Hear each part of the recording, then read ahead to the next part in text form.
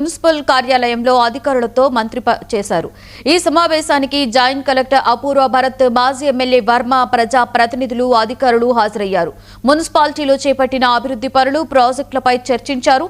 పిఠాపురంలో 60 కోట్లు, గొల్లుప్రోలులో 80 కోట్లు వెచ్చించి అమృత్ పథకం ద్వారా తాగునీటి సమస్య పరిష్కారానికి చర్యలు చేపట్టినట్లుగా మంత్రి నారాయణ చెప్పారు.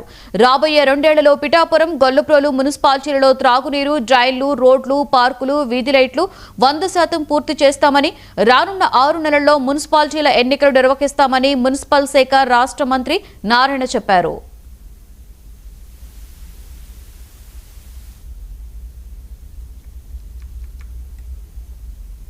పిఠాపురంలో అనేక మంది సమస్యలు మెయిన్గా చెప్పింది ఏంటంటే వాటర్ సమస్యలు చెప్పారు. దానికి పరిష్కారం ఇబ్బంది లేకుండా చేస్తాం. అదేవిధంగా ఏదైతే యూజ్డ్ వాటర్ ఉందో అంటే బాత్రూమ్ నుంచి కానీ, టాయిలెట్స్ నుంచి కానీ, కిచెన్ నుంచి ఇచ్చిన వాటర్ డ్రైన్స్లో బయటకు వస్తుంది. ఆ వచ్చిన వాటర్ని ట్రీట్ చేసి మళ్ళా కాలువలో వదలాలి. ప్రజెంట్ ఆ సిస్టమ్ లేదు.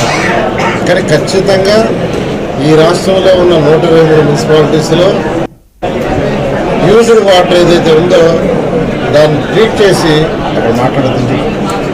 ట్రీట్ చేసి అడవి